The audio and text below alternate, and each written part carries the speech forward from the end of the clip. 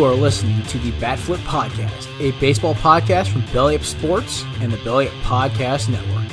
Here are your hosts, Damian and Matt. Welcome back, everyone, to the Bat Flip Podcast. My name is Damon, here with my co-host Matt, coming to you on April 20th of 2021. So 420 for all you fans out there of Bob Marley.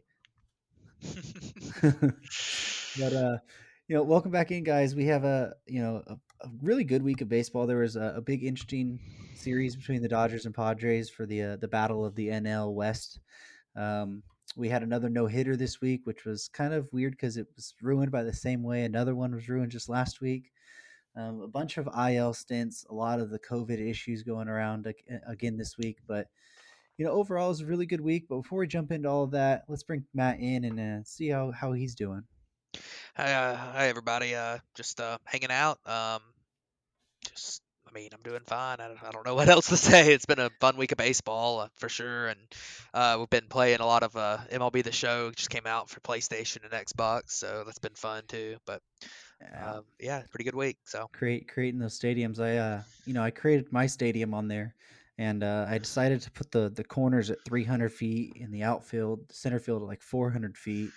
And then proceed to put the altitude at Coors Field level and wonder why I was giving up home runs to Adam Hazley. Yeah. All of a sudden. Wonder why. I quickly remembered why that was. Yeah. For you guys that don't know who Adam Hazley is, that's why, because he's not good. Yeah, Philly center fielder there. But I mean, is he really the center fielder? Yeah, he's a center fielder for the Phillies. I mean, he's not the he's splitting time with Roman Quinn, but yeah. Ew, both of those. Ew. Yeah, that's not a good situation in Philly for in center field. So not at all. Well, let's dive into the standings and the wrap up for this week. We had Boston is still leading that division. They went 7-3 this week on keeping up their hot run after that slow start. Yeah, Boston's been pretty good. I mean, a lot of different contributors for them. Alex Verdugo actually had a really good week this week. Hit a couple home runs. 393 average on the week. Lots of walks, not a lot of strikeouts. Had a great week. So he's been doing well, and they've been hanging in there on the mound. That's going to be the big question for them going forward this season. If they're able to hang in on the mound, then they they'll have a shot and stay in somewhat competitive. But they do have a pretty good lineup. Got Verdugo and Xander Bogaerts and JD Martinez, who's had a good start to the year. Among others, Devers, tons of good players on that lineup. You just gotta stay with it on the mound, and that's gonna be the important thing for them. So, but so far so good for the Red Sox right now. Yeah, and right behind him is Tampa Bay. They've been 6-4 this week. Not very much eventful going on with them. Glasnow had those hand cramps during the Yankees game, but outside of that, I mean, nothing really eventful. They've just had a solid week. Yeah, the Rays have been doing well for real. Tyler Glasnow had he had a not as great of a start as he'd been having this week. He walked some guys, but he was still effective enough. And the Rays are a team that they've just been solid. I mean, they haven't been just outstandingly dominant, but they've been solid. They've stuck right in there. Joey Wendell had a big week this week. Of course, they were playing the struggling Yankees a few times, and they really, really went to town against the Yankees this week. And that's something else we need to talk about. So. Yeah, before we jump to the Yankees, though, mentioned Baltimore's really struggling at 3-7 this week. Maybe starting to hit that plateau, which we were talking about after their decent start. Toronto, they're 4-6 this week. Still getting more injuries. They lost 2 pitchers this week. Their closer, Julian Merriweather, he's on the IL with a left oblique strain. It sounds like it's going to be a pretty lengthy injury. Those oblique strains usually are. And then Ross Stripling, who's been one of their starters, who was actually supposed to be in their bullpen because of all these injuries. He's had to start, but he has a right forearm flexor strain. So that's a pretty serious injury when you're talking about forearms with pitchers. Yeah, for sure. And both of those don't sound great. I mean, especially, that forearm, you never, anytime you hear forearm, a lot of times it is like a flexor strain or something not super important, but you always think about, you always think about that Tommy John, but hopefully that's not the case with Ross Stripling. And of course, oblique strains are bad for pitchers too. And honestly, if there is no issue with the UCL on Stripling, then that oblique strain might be the worst injury of the two. But neither one are good, especially for a team that really needs help in their bullpen. And because losing Kirby Yates hurt them bad, and now they're losing another of their top relievers. So Yeah, and Stripling, it's something even to watch out for because he throws like 60% curveballs. yeah, He throws curveballs so much that puts a lot of strain on yeah, that forearm. To say, but um, team we really want to talk about in this division though, that's the Yankees. They are bottom of the division. They're 5-10, 2-8 over their last 10 this week. Really, really struggling overall. They also had Jay Bruce just up and suddenly retire on Sunday. Just out of the blue, no warning, no anything. He just said, "I'm done." We still don't even really know the personal reason or anything. I guess it was something with his family, but overall, the Yankees have just been really struggling in both areas. I mean, their pitching hasn't been that yeah. great, and they've really been striking out way too much. Yeah, they've been the Jay Bruce thing.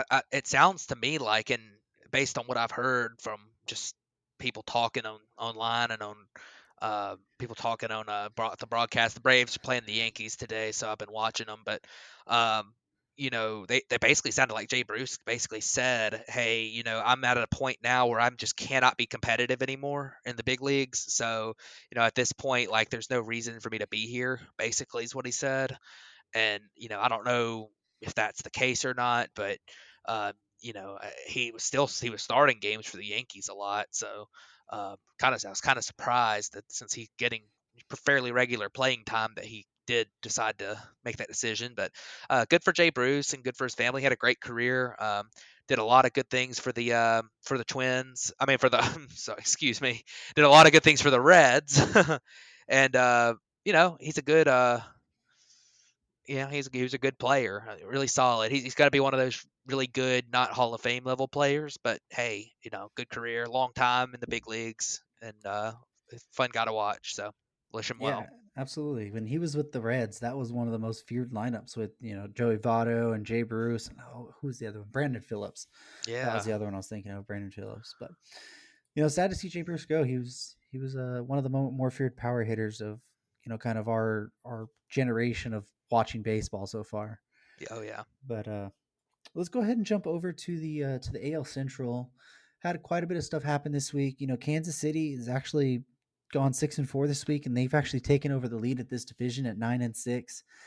Cleveland's right behind them at 8-7. Another 6-4 week from them as well. White Sox, they're at 8-9. They did go 5-5 this week, but they actually had a no hitter. yeah. Carlos Rodon threw a no hitter on. Do you remember what day it was? Was it Friday, Saturday?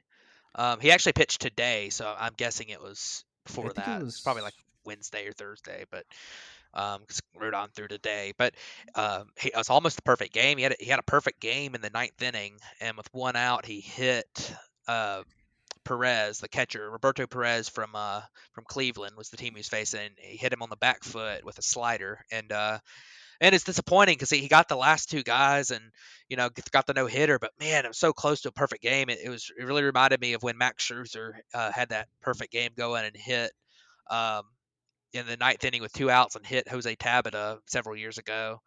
But but yeah, I mean it's unfortunate. I don't know whose decision it was to throw a slider in that situation, a back foot slider for that matter, just because you can throw a nasty pitch and it can still hit the guy. So you got a perfect game, man. You gotta go with the fastball. Just gotta make sure you don't hit him. And um, unfortunate, but we'll see. It's good for Rodon and Tommy John surgeries and just all kinds of injuries for him. And he has looked. It wasn't just that game. He has looked really good this year. So good Yeah, for him. we mentioned him last week, and it was actually last Wednesday when he did Yes. Yeah. throw that perfect, or that I almost said perfect game, Almost when he almost throw that. perfect game. Yeah, and it was really I was watching the end of that game. I think I watched from the seventh inning on. But in that at bat with Perez, he threw two fastballs high and just like completely demolished Perez. Like Perez was so far behind him. He threw a third one and Perez almost got it. Like he was so close to, I mean, he just barely was under it and fouled it back. So I think that played into Rodon just like, all right, well, then I'll throw you the slider. And he just overthrew Yeah, it. As a guy with the perfect game's going to do, he overthrew it a little bit yeah. and caused that. But Yeah, hey, it just that just goes to show you how hard it is to throw a perfect game. I mean, there's only been 20 absolutely. something of them of all time, and we haven't had one in almost 10 years now. So it just goes to show you that that's such a remarkable feat, especially with all the What walks in this day and age. So wasn't the last perfect game Philip Umber from no, the White Sox? it was Felix Hernandez in 2012. Was Philip Humber oh was also in 2012, but yeah, it was like a week before Felix, yeah, wasn't it? Yeah, yeah, it was really close together. But it was there right were there. actually three no perfect games in 2012 because that's when Matt Cain threw his as well. That's right. But also with the White Sox, we wanted to mention is Lance Lynn, one of their other starting pitchers. He went to the IL with a strained trap. It does sound like from manager Tony La Russa that he should only miss one start though, so it's not going to be too bad of a hit to that rotation for them. Yeah, Lance Lynn, a big offseason pickup for them. He's been pretty good this year so far, as far as I know. He's a guy who throws a lot of fastballs and stuff, and I'm sure he'll be all right. Yeah, in fact, he's been extremely good. I just looked up his statistics, Yeah, and I mean, he has been killing it for them. 131 FIP, 168 ERA, or never mind, an 092 ERA, 12 strikeouts per nine, not walking guys. Um, and very, very, very impressive so far this year for him. So, um, it sucks to see him go on the injured list, but if he misses one start, that's not the end of the world. So, absolutely. Minnesota 6-9 as well. They went 3-7 this week, but they were dealing with a lot of COVID issues. So that 3-7's actually carried over a little bit from last week. Sounds like their two main guys that have been affected is Drelton Simmons and Max Kepler.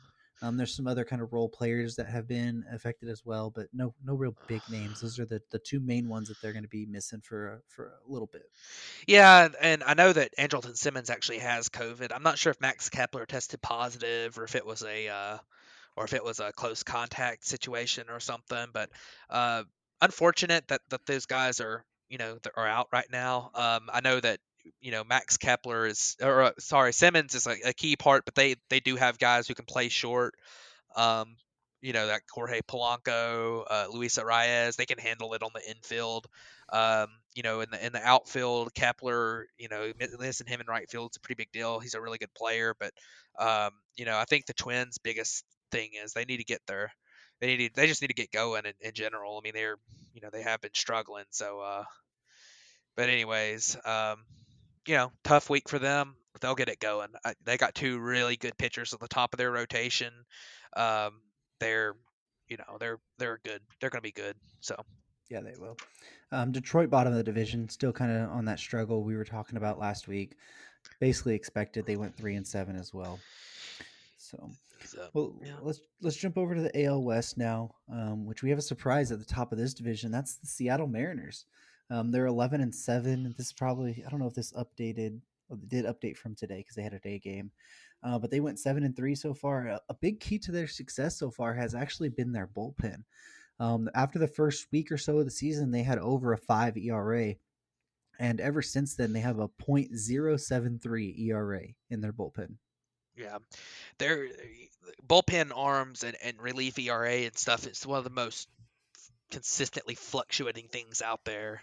And teams are going to go on stretches where they do really well in the bullpen. Teams are going to go on stretches where they don't. I think the Mariners. I think we talked about them as being a little bit of an up and coming team coming into the season. That we didn't believe they were going to be quite there yet, but they were definitely up and coming. A guy that I've been watching from them has been Mitch Haniger. He has been injured a lot the last couple of years, but before that, he had showed signs of being a breakout star, and he's really looked like a star for them this year so far. Been incredibly good. We're looking at over the last week, hitting 375, 394, 688 slugging, a 210 WRC plus. A very, very good week for him. And then some of their other young guys coming through. Ty France has looked good. All kinds of stuff. So this is a team that's looked pretty good. I am still a little bit worried about them on the mound, especially the starting rotation. Obviously, they lost Paxton. They've got a couple young guys like Justice Sheffield that's looked decent. He had a pretty good start against the Dodgers yesterday. But this is a team that, they've got some talent. They're not going to stay at the top of this division. I think the Angels and the Astros are a pretty good bit better, just the talent wise. Uh, but they're a pretty decent team. So we'll see what they can do this year. Yeah, they are, and just from watching them the past couple days, they haven't had Kyle Lewis either. Hmm. He returned today, so that's gonna be another guy that was, I think he was rookie of the year last year. So another talented guy that they're gonna add to that lineup and that team that's performing pretty well right now.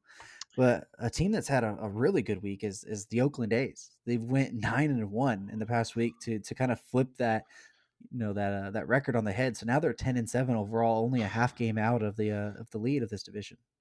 Yeah, and Oakland still has that offensive talent, and really their biggest thing is their defensive talent.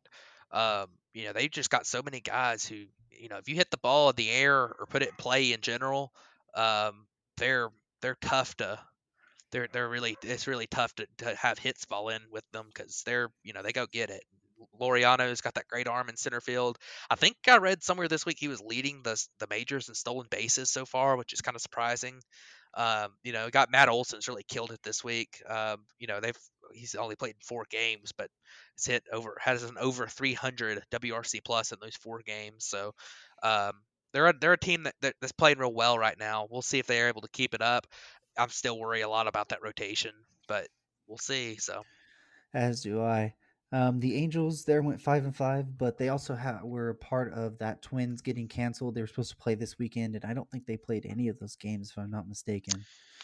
yeah, Um, yeah, that stinks, and that's one thing we'll mention again in a little bit with the Mets about these games getting canceled. But yeah, the Angels they haven't played great over the last several games, but they've been all right. They're playing the Rangers this week, and or over the last couple days they struggled a little bit yesterday. I think they got beat.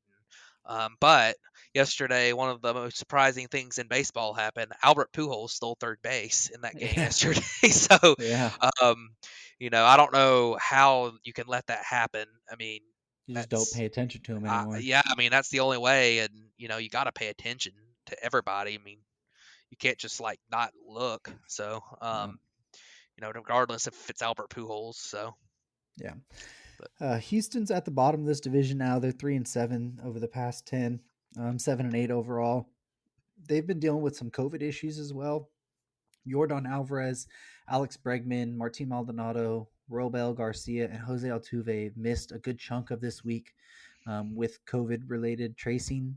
Um, most of those guys are back except Jose Altuve. He remains on the IL. They haven't confirmed if he actually had COVID or he was a close contact, but he's still on the IL for now. So that could be a reason why they really struggled this week. Those are some really good hitters that they're missing out of their lineup. yeah, that's definitely true. And there's no way that you can win with all those guys out. I mean, that's probably your best. Two of your best. You're actually probably your two top hitters on your team, and then a couple other guys who, are really valuable to that team. And you can't. You're not going to win many games with all those guys out. So excuse me, Houston they'll be fine. You hope that those guys come back and are able to get back kind of into the swing of things pretty quick. But you can't drop too many games right now. But they're both those teams I think they'll be fine at the end of the day. So Yeah, just to show how much they're missing them. This week alone, they were 28th in production and they hit 207 with an on base of 279 and a slugging of 256 this week as a team. yeah, I mean that's one of those things where it's just Yeah. you miss all those guys and you're calling up guys from the minors who are the minor leagues still aren't playing right this minute. They start I think in 2 weeks. So but they're still not playing right now. So you're bringing in guys who haven't been getting at bats at like in games. There's a difference. You could say all you want to about getting at bats at the minor league camp or whatever, but going to games facing different guys a lot, getting your timing down against different speeds, and I mean that's really important. And then just having game pressure in your at bats too. And when they're basically coming up the big leagues, they're not ice cold. Spring training was recent, and you've got getting you're facing pitching regularly and stuff, but the minors are. I mean, you gotta some of these guys they need to be getting regular at bats in the minors before called up. So Yeah, and Houston doesn't have a strong farm system as it they is. they So don't they don't, and especially when your top prospects out for the year. But yeah. Well, let's jump over to the NL East now. We have the New York Mets leading this division. They're 7-4 overall, and they've went 7-3 over their last 10. They were part of that teams that kind of got their first series canceled because of COVID issues. But Jacob DeGrom is still Jacob DeGrom for anybody that's wondering. That guy has been absolutely insane, and my fantasy team loves that one so far. yeah, Jacob DeGrom is right now. I mean, by not even really that close, the best pitcher in baseball right now. Um, he's his velocity's up again. I mean, he's got a like what an 0.42 ERA or something. He's Oh, he has an 0.45 ERA with an yeah. .70 WHIP so far. Yeah, I mean he's got his strikeouts are up and his walks are down. That's all you need to know about Jacob DeGrom right now. His strikeouts are Yeah. up and his He walks are down. he struck out Uh, 14 people in Colorado this week. Yeah, and I think he gave up one run. Well, I think it was 3 runs he actually gave up, but one was earned. No, So there's he no no earned in no Colorado. earned. He gave so what happened was they had an error with 2 outs, and then they hit a home run off of him that gave him 3 total runs, but none of them were earned. Yeah. So he did give up a home run and give up some runs there, but they weren't earned runs. And man, he just continues to be just by far the best pitcher in baseball. And I mean, I picked him as my MVP. I picked him as my Cy Young, and I'm pretty confident with that right now. So the Yeah, way he's looked, he's looking insane. yeah, We got the Phillies. They're 8-8, 3-7 this week. Not much yeah, really going on with the yeah. Phillies. Before we leave the Mets, I just wanted to Oh, go ahead. mention that they're one of those teams that has played. I think there was a point where they had played that 7 out of 15 games that they were supposed to have played had been postponed or suspended.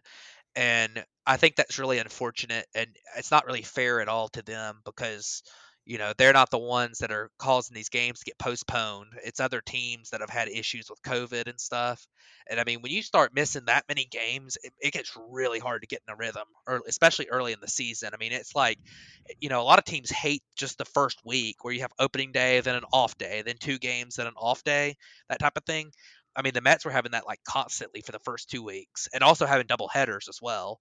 So they had to go. They had that opening series canceled. Uh, then they had a couple games. They had double headers, and then they went to Colorado and got snowed out.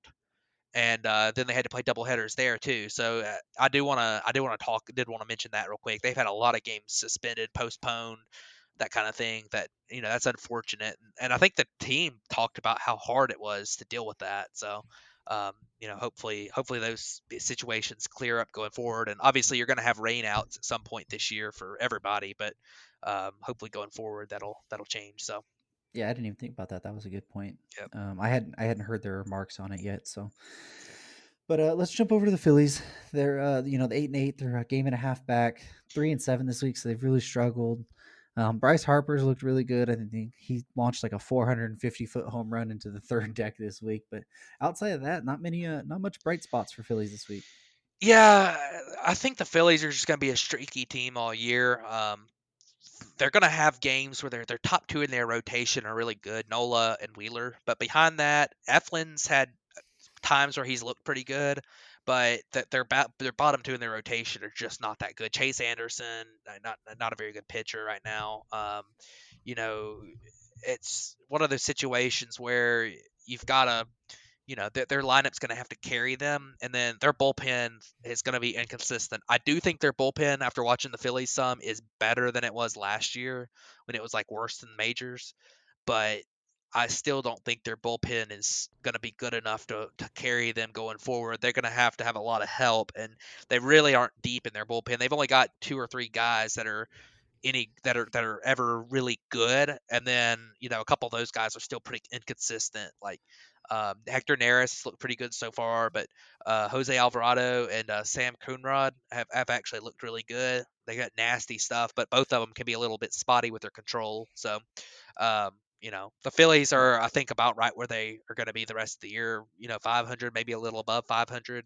from they've looked good at times, but they'll be all right. So Well, and hitting on that Phillies bullpen, Matt Moore has went on the IL. He's a starter, and actually Jose Alvarado has went on the IL as well. yeah, that's a bad sign for the Um, Phillies. Jose Alvarado going on because they really needed that lefty in that oh, bullpen, and sounds then like we lost Matt somewhere. Um, you back? can you hear me? Yeah, we lost you there. Okay, there we go. Sorry. No, I was just saying that Alvarado is he's a guy that they really count on because he's really good, and they cannot be missing him. I mean that's going to hurt them a lot in that bullpen because they don't really have many good lefties out there, and they need him bad. So Absolutely. Well, Miami's right behind them. They've went 6-4 this week. They're sitting at 7-8, but they just lost a really big key piece to their lineup, and that's Starling Marte. He was placed on the IL with a left non-displaced rib fracture. So rib fractures, it's probably going to take quite a yeah. bit of time to heal up. You got to play careful too with him playing an outfield and maybe having to do diving catches and all that. Or running into walls even. It could be a really scary situation for him. Yeah, that's things for them. Starling Marte was playing really well. In fact, he was one of the top players in the majors this past week. Doing a great job. But yeah, Miami is they're better than they have been. I'll tell you, they've got a few of those young players are starting to look really good. Jazz Chisholm has looked exceptionally good so far, and if he can keep those strikeouts down, he's going to be a star in the big leagues. He's got the speed, he's got power. He's just he's a good defender. He's a guy that to watch out for to be a future star. But I mean, they've got some players who have played well in that lineup, turning it around a little bit. Adam Duvall had a good week last week, hitting some home runs, and he's a guy who can be streaky, can get hot at times. They're obviously going to be carried by their offense. I mean, by their starting pitching. They're going to go as far as Sandy Alcantara and Pablo Lopez, and when he's healthy, Sixto could take them. But they do have another guy that really impressed me. I watched one of the Marlins games last week, and Trevor Rogers' stuff is really good. He's still got to work on his command. He's a really big guy, former first round pick, but he's looked good. With his stuff, he's got a good fastball, upper 90s, good slider, and he looks like a piece that could be part of that rotation in the future as well. They got some good pieces out there, so good week for them. Yeah, good week for them. Your team went 5-5 this week. The Atlanta Braves, they kind of struggled with injuries so far, which we'll kind of hit on right here. And I'll let you kind of go over. I know you watch them more, but Ozzy Albies got hit with a pitch. Christian Pache got put on the IL with a left groin strain. Max Fried had a right hamstring strain. Ender Inciarte has a strained left hamstring. And then Acuna even left the game and has missed some time with a mild abdominal strain.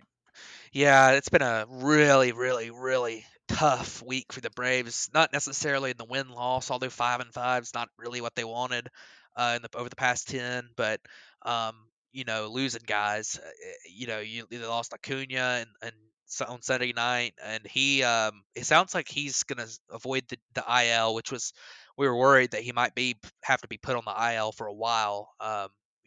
After the injury, anytime you hear abdominal strain, that's usually not a good sign. But sounds like it's pretty mild, and they said he's feeling a lot better today. And then you had Ozzy Albies got hit. He got hit by a pitch in the knee, and he fouled one off his back foot in the same game.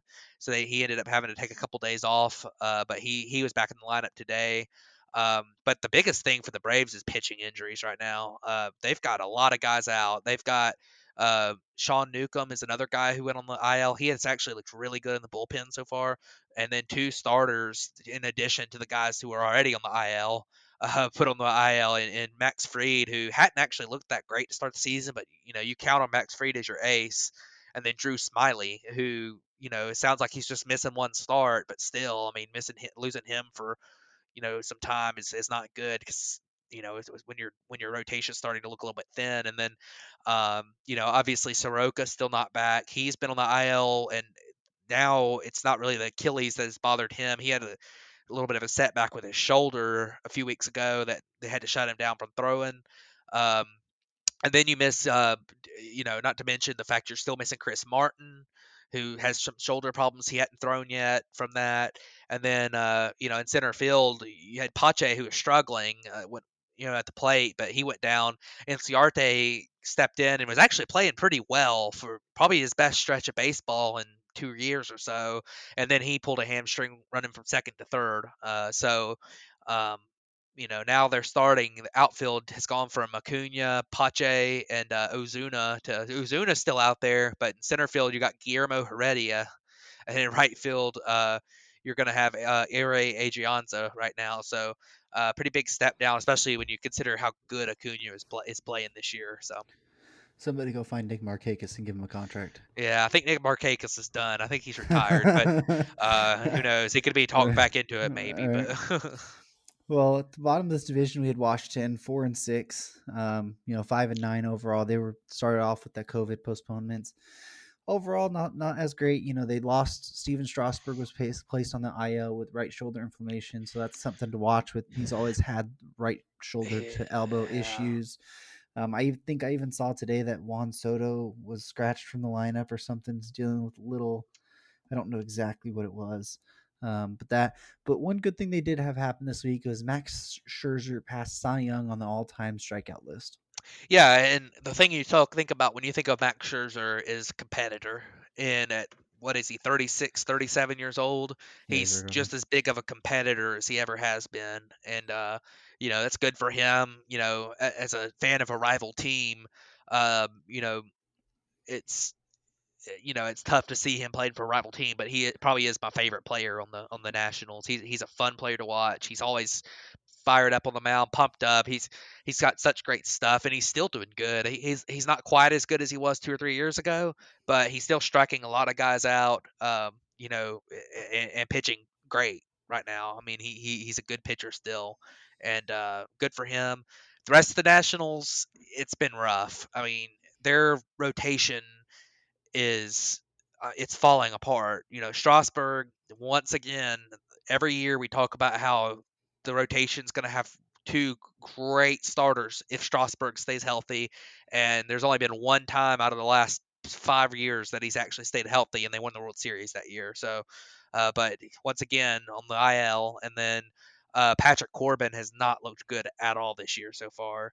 So I'm not sure what's going on there. He's had stretches in his career where he's gone through a rough patch and then come back from it, but he has not looked good this year. And then the rest of their rotation, I mean, they just don't have anybody. Lester, he had COVID, he's come back. You got they've thrown. I think Joe Ross threw yesterday, got lit up for 10 runs. Eric Fiday's started some games and hasn't looked good. I mean, this is a rotation that there's really nothing there behind Scherzer right now. It's with Corbin struggling, Strasburg on the IL. You expected them to be really good, but they really haven't been. So and then the lineup is it's just Soto and Turner, and then everything else is they're having to get contributions from like Josh Harrison and Starlin Castro, and I mean not to talk bad about any of these guys because they're perfectly fine veteran players, but they really need some more power in that lineup, some more star power, and they just don't have it outside of Soto and Trey Turner. So Yeah, they really don't. And like you said, we both expected them to struggle a little bit this year, anyways. And this is just kind of even to a level we didn't really expect, but we knew it wasn't going to be that great. But yeah. let's go ahead and jump over to the NL Central. We got the Cincinnati Reds still leading this division by half a game, albeit they were 9-6 overall. They went 5-5 this week. Kind of their biggest news with the Reds is that the suspension of Nick Castellanos for the 2 games got upheld by MLB, which Rob Manfred, you suck. And then Mike Moustakas was placed on the IL with a non-COVID related illness, so we don't quite know how long he's going to be out from that point. Yeah, the Reds, they've been good, and I think they just got Sonny Gray back, didn't they? So Yeah, he just got. that's a big help. Help their rotation out some. Wade Miley's been good for them, um, and then of course Jose Castillo is, or excuse me, Luis Castillo is Luis Castillo. He's good. So um, their bullpen's been pretty good. Their starting lineup's been really really good. I mean, they're just they're chugging right along. Joey Votto's looked really good the last week or so. He's hitting he's hitting well, and he actually had that triple play. I don't know if you saw that. That was pretty cool. The guy left from third thinking that it was going to be I guess he thought the ball was going to bounce or something, or he was going on contact, and he just decided I'm not going back to third. And then Votto caught it, stepped on first for two, and then threw it to third for the third out, and that was pretty cool. Um, but yeah, I mean, this is a team that's chugging right along, doing well. That division wide open, and with their rotation and the amount of potential power they have in their lineup, could be a team that sticks around for a lot of the year. So very encouraged by their start. Yeah, they can be. Milwaukee's right behind him at 9-7. They've went 6-4 this week, but they've lost Christian Yelich to the IL with the lower back strain, and Lorenzo Cain on the IL with the left quad discomfort. Sounds like both of those are very minor injuries, but those are two big losses for that offense in Milwaukee, which really doesn't have much else outside of them. And then also counting on their pitchers of Woodruff and Burns right now kind of carry them even more now that Yelich and Kane are out. Yeah, I'm worried about that offense. I mean, if Yelich really wasn't playing all that great before the injury. He was playing a little bit better than he was last year, but he was still striking out a ton. And you know, uh, you look at you look at them and they got to get some of these guys going. Travis Shaw's been good to start the season, but I mean, you got to get you got to get Keston Hiura going. He's a guy that they counted on coming in as having a breakout year, getting the offense going. They thought that last year was kind of a blip on the radar with the COVID season and everything. After a good rookie year, he hasn't really gotten going. Um, you know, I don't know who's going to step up for them without it being Yelich just going crazy and Garcia playing really well. I mean, if it's AL Garcia maybe being in there could be the answer, but I don't know. I mean, this is a team that they're going to be carried by their pitching, and they got two great starters in Woodruff, and Corbin Burns has looked like a Cy Young level. If it wasn't for Jacob DeGrom right now, I think Corbin Burns might be my top pitcher in the NL so far. But but I mean, their They're, bullpen obviously got some yeah, talent, but they're just a team that doesn't breed confidence. Really, yeah, that they don't breed confidence at all to have this good of a record right now. I yeah, mean, not this good, but they're only 2 games above 500. But they just don't seem like a team that is confident enough in themselves to keep this up. yeah. I would agree with that. I think that's a perfectly reasonable take on them, and they don't seem like. I mean, I just don't know where the talent in the lineup is outside of Yelich and Kane. But of course, Yelich has struggled with back injuries last year, and he hasn't, like I say, he hadn't played all that great so far this year. And Kane is, he's aging. He's on up there. He's like what 35, 36. I mean, He's he's right up there. yeah. Yeah, I mean, he's starting to get up there in age, so you start to worry about injuries with him and when every time he goes down. So this was always a team that was carried by Yelich. oh yeah, Anyways, like they even on their good years and that when they were battling with like the Dodgers and stuff in the playoffs, it was literally carried by Yelich and Josh Hader. I mean that's what they were carried by. yeah, So it's not too shocking to see them, yeah. be But struggling this yeah, bad. of course, you do have to remember on those teams that Kane was healthy and he was really good still, and they had contributions from guys too, like Jesus Aguilar had like what the 30 home run year. I mean, you had contributions from him. They had Yasmani Grandal.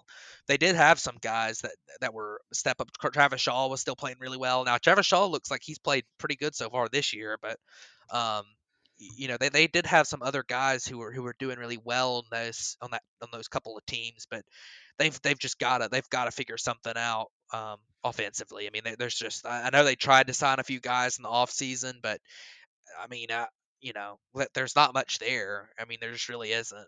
I don't see where it's going to come from without Yelich going nuts. So Well, speaking of not much there, we've had the St. Louis Cardinals. They're at 8-8, 4-6 this week. yeah, Kind of what we've talked about all year long, and even before the season. They're not a team that really was yeah, impressing us much. Um, yeah, Pittsburgh's right there at 7-9 as well. They went 6-4. Kind of just Pittsburgh really doesn't have much. Keep Ryan Hayes is still out. JB yeah. or JT Bukowskis or however you say it, he's looked pretty decent, but outside of them, they don't really have anything else. I mean, Brian Reynolds maybe, but Yeah, nothing really to talk about on yeah, much of before the. we skip right over the Cardinals, I do want to talk about a couple guys on their team. Nolan Arenado's looked good so far. There were a lot of people who, after his down year last year and his departure from Coors, they were thinking that he might not be as good. Well, he's been pretty dang good. So he's got a 125 WRC plus. He's hit 4 homers, and he's playing his patented elite defense at third. And then another guy that I wanted to mention is Dylan Carlson. He's looked really good. The rookie, I guess he's still a rookie. Technically, he played a lot last year in the shortened season, but he's looked really good out in the outfield. He's hitting well, and he is striking out a little bit, but I don't really worry too much about that. He's been a solid player for them to go along with the guys that they already had. So, um, the Cardinals lineup looks pretty good now.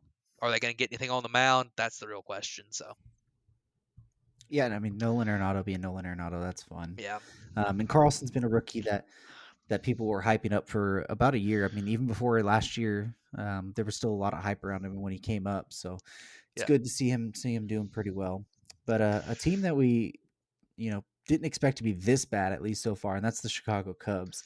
They're 3-7 of the past week, 6-9 at the bottom of this division, and it's just really outside of Chris Bryant and Wilson Contreras hasn't been anything good to talk about.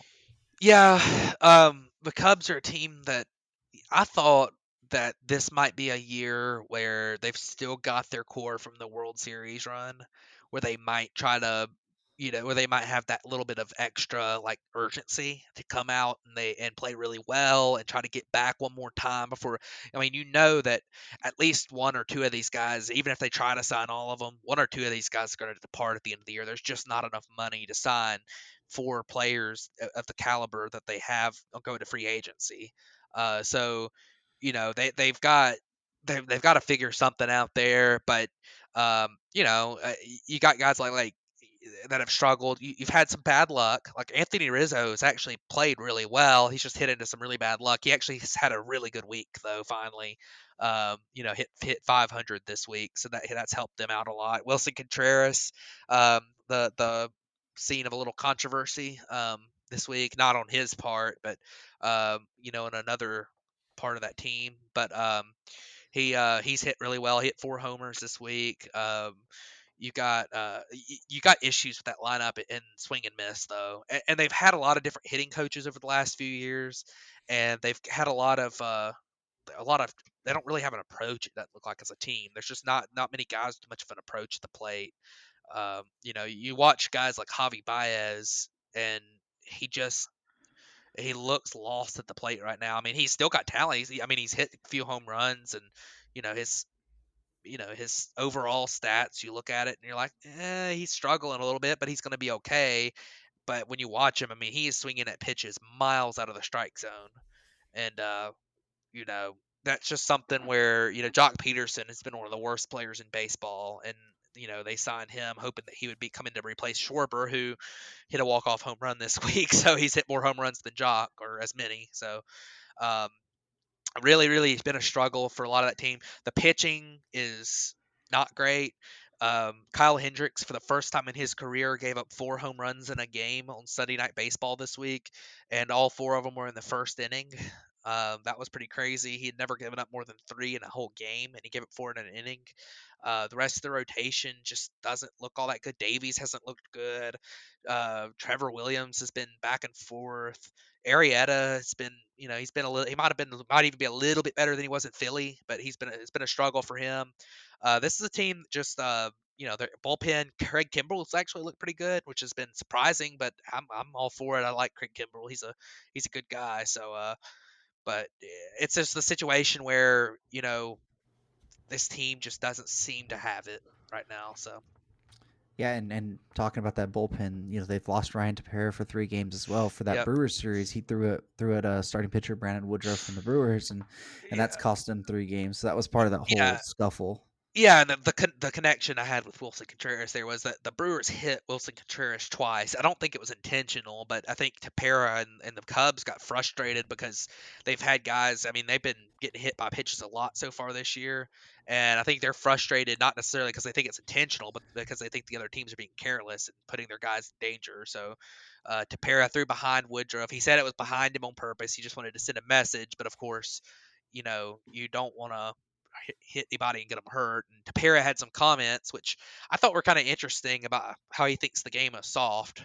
Which there's times where I don't necessarily disagree with that, but But I don't think this is one of them. I don't think throwing at guys is the answer to anything. And then of course, while he has a suspension, his suspension is being under appeal or whatever.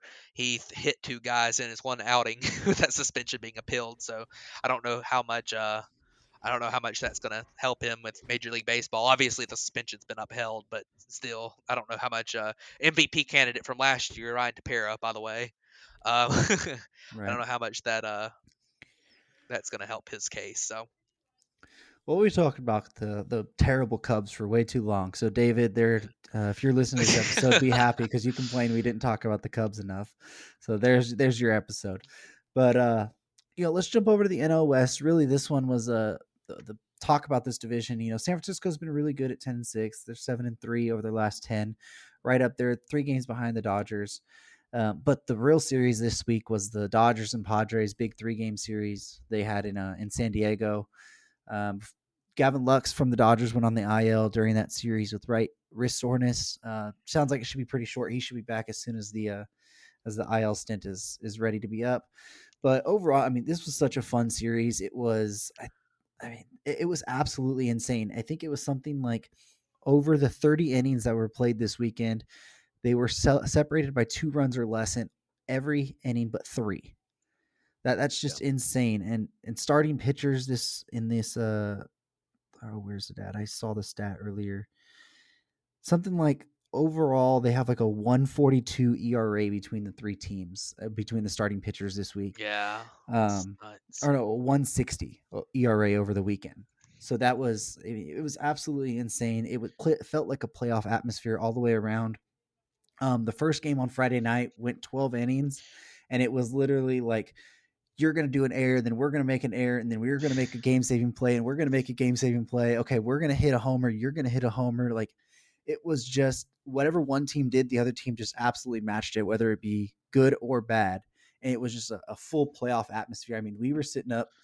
I mean, game went until like 12:15 my time, and I'm on the West Coast, and we sat up watching that game the entire time, talking to each other. Yeah, and that's one of the things where I watch a lot of baseball, but a lot of times, staying up till 2 in the morning where I am to watch it at the end of a game isn't something that I'm, typically doing. Um, but that was that was a really fun game. It really was, and um, you know, I hate that extra innings rule. Obviously, it ended up not mattering at the end of the day, but there was a lot of intense moments in that game, and they had a great series. I mean, all 3 games were really entertaining and um, close games. I thought it was fun. You had the on Friday. You had obviously the extra innings game, and that ended up being the widest margin of victory of any game in the series. Saturday, the Padres were lined a ball to right field with would have been the tying run. Actually, I don't know if it's the tying and winning runs were owned, or if it was just the tying run was owned. But Mookie Betts made a crazy diving catch to finish it off, and then on Sunday, the Padres came back and won a 1-run game. So that was a very entertaining series. Both teams played well. I am worried about the Padres because Fernando Tatis Jr. has not looked healthy. He doesn't look like himself. Um, on the season right now, he's hitting 118 with a 231 on base and a 294 slugging. He does have an extremely low BABIP, which is definitely contributing to that. But I don't think he's hitting the ball quite as hard. He did hit a home run in that Friday night game, but he just doesn't quite look like himself. And I'm hoping it's not because of injury. So Well, yeah, you're talking about the Tatis right there, and he did hit that one home run, but otherwise in the series, yeah, he was 0 for 12, 6 yeah. strikeouts, a walk, and 2 fielding errors. So that's Yeah, something to and look one of at. the errors was really bad too. It Yeah, was, and yeah, he's played in 6 games, and he already has 7 errors so far, and there should have been an 8th had Eric Hosmer not made like an absolute like amazing pick at yeah. first base. It So, was one of the best picks I've seen that he so made. yeah, and there was talk in spring training about his shoulder bothering him then, and he obviously had that awkward swing where his shoulder really gave out on him, and then he came back after a pretty short IL. In fact, I think a minimum stay on the IL. Yeah. I think he really needs to rest some and get that shoulder healthy. They got guys who can handle shortstop for a while. That division's weak, other than the Dodgers and Padres. So they can, they'll be able to beat up on the rest of that division and hold it together. They got a good pitching staff. They really need Tatis to rest for a little while and get healthy, I feel like. I mean, he just doesn't look like himself right now. So Yeah, and I think out of that, the most fun at bat out of that entire series came Friday night, and that's when you had Jake Cronenworth pitching, you had David Price at the plate, and Joe Musgrove out in left field. So 2 pitchers, 1 fielding, 1 hitting, and then a hitter on the mound pitching. And David Price made a sac fly to left field for an RBI. Like that, that was one of the funniest at bats, and I think yeah. I don't know if Hey, one will top it this off or this season so far. I tell you what though, Jake Cronenworth can pitch, man. I saw he struck Oh out Mookie man. Betts on a nasty, looked like a sinker. I mean, Oh it was yeah, nasty. 86 at the bottom of the Yeah, I mean, zone. Like that was a pitch, man. oh man, that So was. I mean that was yeah, disgusting. Mookie Betts doesn't swing and miss at fastballs very often at No, all. I mean that was nasty. So yeah, it's interesting, but that was a fun series that we get to talk about now, but also kind of looking forward to. They have a 4-game series in LA this weekend, so Thursday through Sunday we get 4 more games of that. So it's going to be absolutely insane. I can't wait to see what the LA crowd is like. The San Diego crowd was ruckus and everything. I couldn't imagine what the LA crowd's going to be like. It's going to be a fun series to watch. yeah, But I was shocked at how good the crowd was in San Diego because they were short on numbers, and I was listening to them. They sounded loud on TV, and I thought that was really cool. So I don't really usually like as much, but the Padres did something kind of strategic, and they actually sold only a certain number of tickets to Dodger fans for the weekend. yeah, So they only were like, I think they had like 15 or 16,000. They were only like, we're only going to allow 1,000 Dodger fans to buy tickets for this weekend, like per game. So good for your team. Give your team as much of an advantage. It's just kind of weird. That was one little nugget that I thought was pretty interesting, that you can actually like stop who you want to buy tickets and not yeah, based on the team they root for. But anyways, we'll get to talk about 4 games of that this weekend from LA. yeah. So it'll It'll be be fun. So pretty fun. I think Sunday Night Baseball is going to be there this week too. So at least one of them will be nationally televised, and I'd assume the MLB Network picks up at least one of the other ones. So And you would assume Fox probably has one on a Saturday too. So, possibly, yeah, possibly. but let's jump over to the player of the weeks now. Kind of wrap up our show with that. For my hitter of the week, we'll just kind of go right off that Dodgers Padres series. I have Justin Turner. Overall, the week in 27 plate appearances, he has a 455 batting average, a 556 on base, 955 slugging, 3 homers, 7 runs, 7 RBIs. We talk about WRC plus with 100 being league average. He was 293 this week as a WRC plus, so it's pretty good. Yeah, that is really, really solid. My hitter of the week is going to be Jazz Chisholm from Miami. He's been really good this year. In fact, he has a 188 WRC plus on the season, which is insane. And but this week, he was the second most valuable player in baseball this week by WAR, .6 WAR. He put up 471 average, 571 on base, 882 slugging, a 284 WRC plus, and hit a couple homers. Like I said with him earlier, strikeouts are going to be the real big thing for him. And his strikeouts were, they were high, but they were manageable in the 23.8% K rate. It's not great, but it's manageable if you hit the ball hard. And he walks a lot. Guy plays shortstop and second base. He's an up the middle defender. He's fast. He's a good base runner. I really like this Jazz Chisholm kid, rookie for the Marlins, and he might be their centerpiece offensively going forward. Yeah, he was a big part of that Zach Gallen deal. I Oh love yeah, he Jazz. was the guy. Yeah, I love Jazz Chisholm. He's on my fantasy team. When he hit that homer a couple weeks ago off Jacob deGrom, like I think it was like a 101 fastball, and Jazz Chisholm hit it out to like dead center field at Marlins Park for a homer. That was really fun. Like it just opened my eyes to how good he can actually be. for So, sure. but my pitcher of the week I got is Marcus Stroman. Overall in the week he went 14 innings, 7 hits, 1 earned run, 1 walk, 8 Ks. What really opened my eyes to Stroman is that he threw 8 shutout innings in Colorado, which is really hard to do. I mean, it's really hard to throw any scoreless innings in Colorado, let alone 8 of them and strike out 5. Although Colorado's offense isn't the best, but really good week from Marcus Stroman. He looks to be back to that Toronto Blue Jays type form, Marcus Stroman. Yeah, that's good. He's a guy who getting the ball on the ground a lot. That helps a lot in cores with his power sinker. But guy I looked at, Carlos Rodon. I mean, what more can you say? Threw a no hitter. It should have been a perfect game. Um, that was insane. He's looked so good this year. He's throwing harder than he ever has. I think he worked on his arm slot some. When he was coming back from injury, and he looks healthy. He's throwing hard. Good slider, good. Obviously, his fastball's played up more this year than it ever has. Um, but obviously a no hitter in the and having that one blemish, being so late in the ninth inning, and being that hit by pitch on a pitch that honestly that is still a good pitch. I mean, it would have been very easy for that to be swung at. It was in the zone for a long time, but it was just had so much break on it. It got back to the back foot of Perez, and unfortunately hit him and cost him a perfect game. But what a fun way for Carlos Rodon to have his season start. He had his he's a guy that was non-tendered. We talked so much in the offseason, early in the offseason, about there's going to be some really good players non-tendered this year because of the COVID situation and teams not knowing about their money going into the coming up year. And the White Sox were very wise to bring him back, and he's just looked amazing for them. And they've needed it, so Yeah, he good looks for him. really, really confident. That's what it really is I think he finally got those arm issues behind him. And then, one thing when he was non-tendered, the White Sox always said that they were going to stay interested.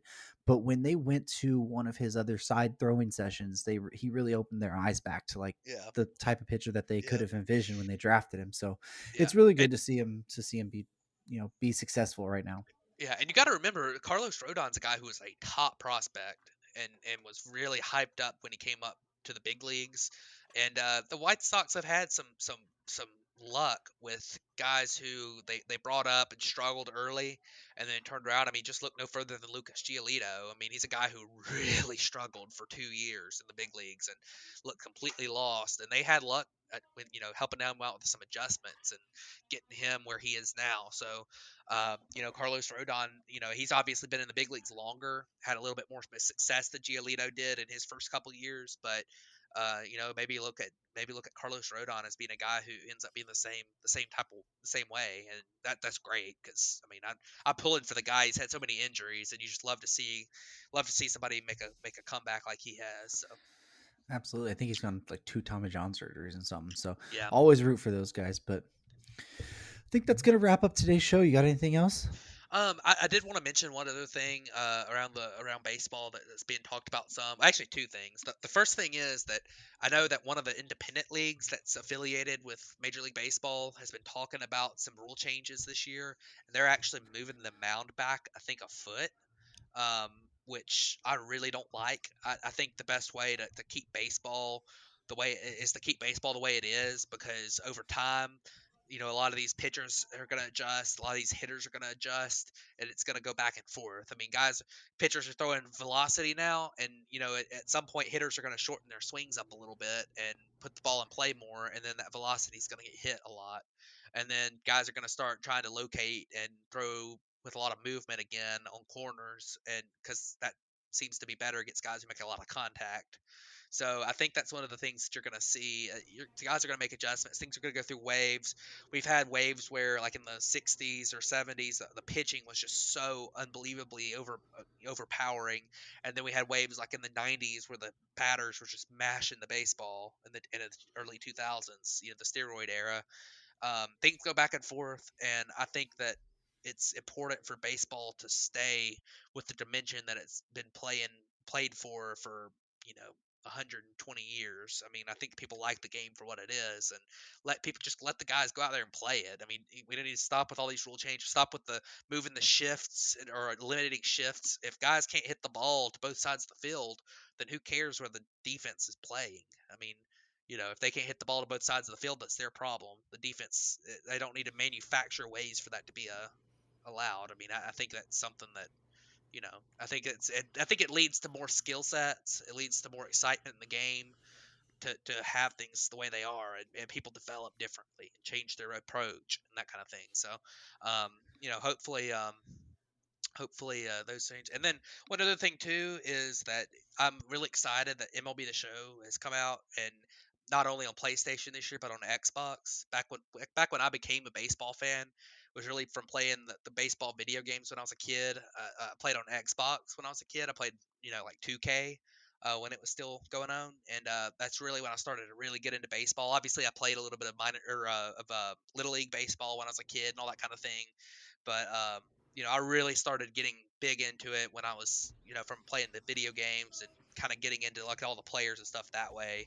And that's something that I hope that a lot of kids that have Xboxes right now are finally able to play a baseball game again. And there's a lot of hype behind it, and hopefully that leads to growing the game some with the younger generation. So Well, not just that it's on Xbox, but they put it on Xbox Game Pass yeah, immediately, which for people that don't know, Xbox Game Pass is pretty much what you have. Every person pretty much has some version of Xbox Game Pass. So what they said is they expected, you get about 6 to 7 million per regular console about the people who will play, but they said adding it to Game Pass could open up to 18 million people on top of the 6 to 7 that it would get from normal sales. So that could potentially, be close to 30,000 new baseball fans coming in. So that's, or not new fans, but kids playing the game, or content creators getting the game out onto YouTube, which YouTube's becoming such a big thing now. So yeah, it's really good, and it could really help grow the game. Now, if only we could get the MLB to end yeah, their blackout restrictions, that would yeah. help the game. It was I was trying to watch one of the Dodgers Padres games this weekend on my phone. I was completely out of the Dodgers region. I was up in the Giants and Oakland A's region, and I couldn't get the Dodgers Padres games because I was told I was blacked out from them in a complete different region where I could get it nowhere on TV. Yeah, and that really needs to be looked at, especially hopefully with the new CBA and stuff. I don't know about MLB's media rights deal. I don't know when that's up, but they've got to look at that kind of stuff. And but yeah, I mean, I think it's so important for baseball to get to that younger generation. I think that's a little bit of what Damien and I are looking for in doing this podcast, is that kind of teach and just look at the game from a younger person's perspective. And I think that a lot of times, I mean, think about where just in general, where soccer in the U.S. would be without FIFA being such a popular video game. And think about that. Think about what maybe the MLB The Show, which is honestly one of the better video games for sports. I play a lot of sports video games. I played Madden a lot. I played 2K a lot. Um, there's none better than the show, and I think that's something that is really, really important to look at. And the fact that there hadn't been an MLB game on one of the consoles for so many years has really hurt. I feel like it hurts that younger generation.